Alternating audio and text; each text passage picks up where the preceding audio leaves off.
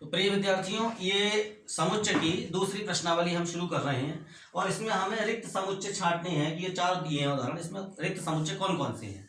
सबसे पहले हमें समझना पड़ेगा कि रिक्त समुच्चय कहते किसे हैं। तो देखिए, ऐसा समुच्चय जिसके अवयवों जिसमें कोई अवयव ना हो, यानी कि अवयवों की संख्या जीरो हो। एक प्रकार से ऐसे समझ ले, जीरो अवयव ना हो, बल्कि यूं कहे जिसमें कोई अवयव ना हो। तो ऐसे समुच्चय को जिसमें कोई अवयव नहीं होता उसे रिक्त समुच्चय कहते हैं। अब जैसे ये दो से भाज्य विषम प्राकृत संख्याओं का समुच्चय। इस अब विषम संख्याएं जो होती हैं 1 3 5 7 9 की ऐसी होती हैं, दो से ना कटे। अब ये क्या कह रहा है, दो से भाज्य, अगर वो विषम होगी तो दो से भाज्य क्या होगी, अर्थात जितनी विषम संख्याएं हैं उनमें ऐसी कोई संख्या नहीं होती जो दो से भाज्य हो। तो ये वाला क्या हो गया, रिक्त समुच्चय का उदाहरण हो गया। यदि हम इसकी बात करें सम अभाज्य संख्याओं का समुच्चय, तो अब यहाँ पर ये हो जाता है, इसमें सम अभाज्य संख्या एक अवयव मिल गया, कौन होता है, 2। तो ये रिक्त समुच्चय का उदाहरण ये वाला नहीं है। लेकिन यदि हम इसकी बात करें x such that x एक प्राकृत संख्या है और x less than 5 और साथ ही साथ x greater than 7, यानी ये कह रहा है कि x एक ऐसी प्राकृत संख्या बताओ जो 5 से कम हो और साथ ही साथ 7 से बड़ी भी हो। तो ऐसी कोई संख्या नहीं होती। इसका मतलब जब ऐसी कोई संख्या नहीं है तो ये रिक्त समुच्चय है। y such that y किन्हीं भी दो समांतर रेखाओं का एक अनिष्ट बिंदु है।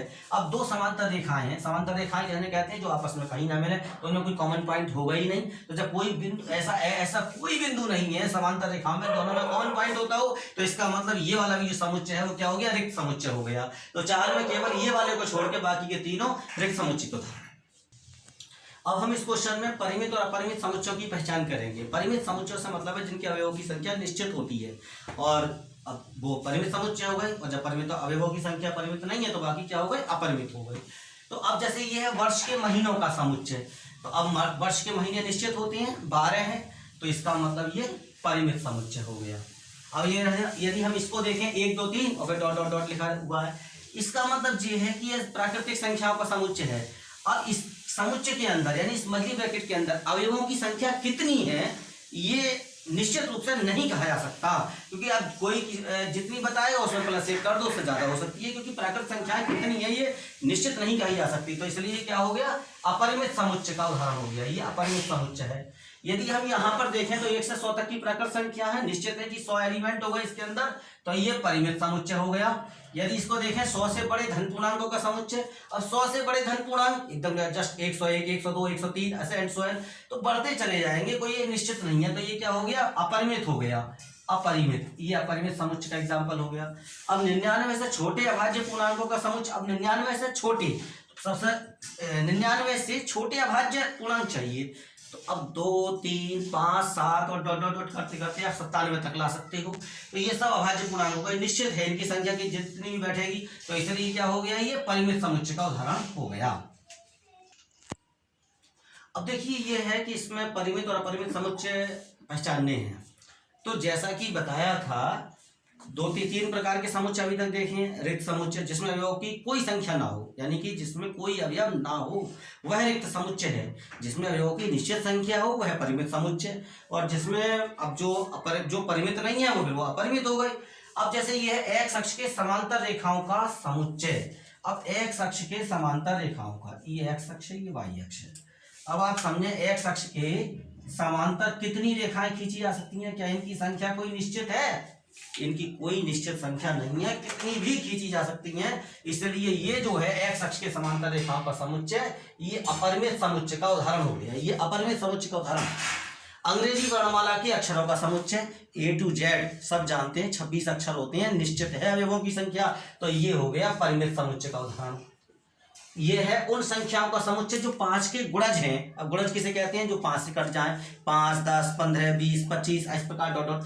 अब ये कितनी संख्याएं हैं जो 5 के गुणज है, कोई लिमिट नहीं है, बहुत संख्याएं हैं, तो ये क्या हो गए, अपरिमित है ये। तो ये अपरिमित समुच्चय का उदाहरण हो गया। पृथ्वी पर रहने वाले जानवरों का समुच्चय, पृथ्वी पर बहुत सारे देश हैं, पूरी दुनिया, पूरी पृथ्वी जो है वो विभिन्न प्रकार के देशों में बटी हुई है।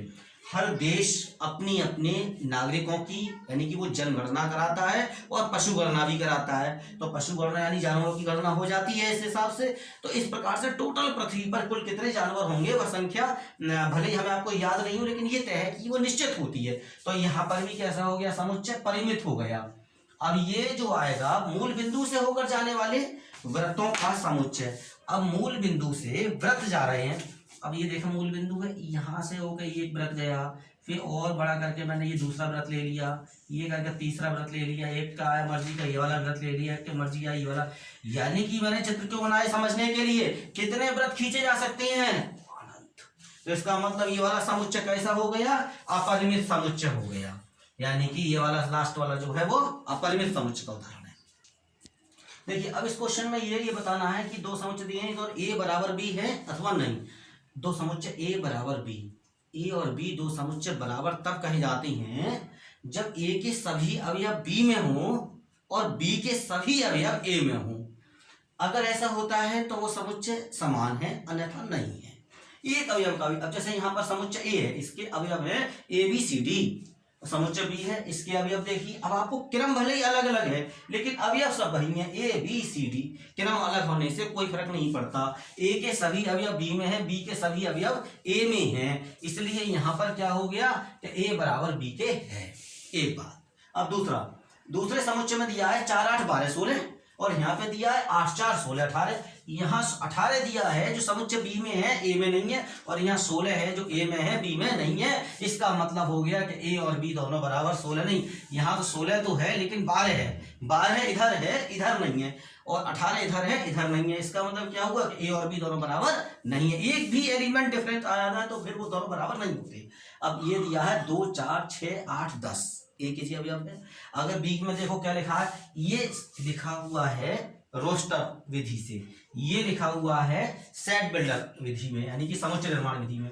एक्स समधन पूर्णांक है तो 2 4 6 8 10 यही हो गया, और आगे कंडीशन दिया गया रखिए x less than equal to 10, 10 के बराबर या 10 से छोटा है। तो 10 के बराबर या 10 से छोटी कौन कौन सी संख्या हो गई, 2 4 6 8 10, यानी कि बिल्कुल बराबर हो गई। तो इसलिए ये भी ए बराबर बी के हो गया। यदि हम इसको देखें तो एक्स संख्या 10 का ही गुणज है, तो 10 का गुणज का मतलब है वो सभी संख्याएं जो 10 से विभाजित हो जाती हो, तो वो 10 का गुणज कहलाएगी। तो इनको हम कौन कौन सी लिख सकते हैं, 10 20 30 40 50 डॉट डॉट डॉट डॉट इस तरह से आएंगी इस समुच्चय के अंतर्गत।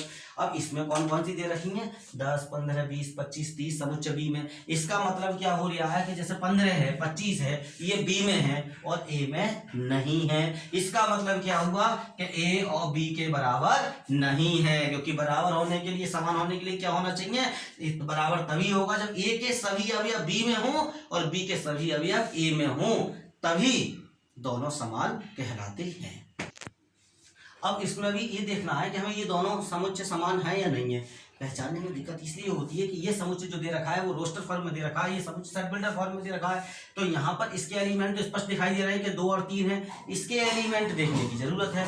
यहाँ लिखा है एक्स समीकरण x + 5x + 6 = 0 का एक हल है। अब वैसे तो एक प्रकार से ये भी दे सकते हो, जैसे इसमें 2 है तो तुम ये देख लो कि 2 इसमें है या नहीं।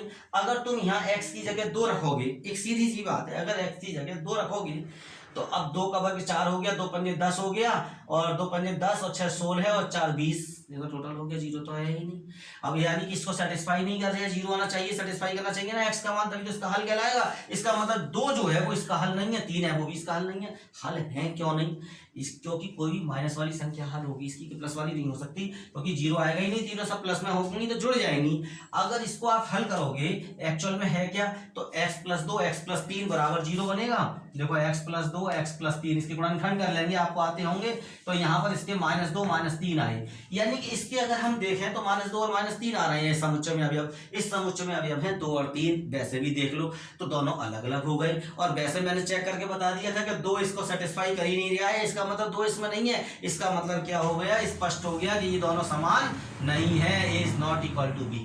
अब आप बात करते हैं इसकी, x शब्द फॉलो का एक अक्षर है। अब x शब्द फॉलो का एक अक्षर है, अगर मैं इस समुच्चय को एक रोस्टर फॉर्म में लिखूं तो कैसे लिखूंगा, FOL, और फिर O दूसरा नहीं लिखा जाएगा, नया लिखा जाएगा, W हो गया।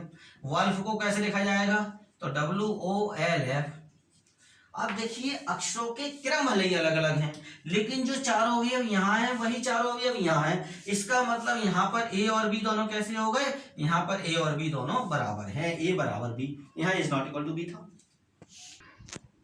अब ये अंतिम प्रश्न है और इसमें भी कुछ समुच्चय दिए हुए हैं और आपको ये पहचानना है कि समान समुच्चय कौन कौन से हैं।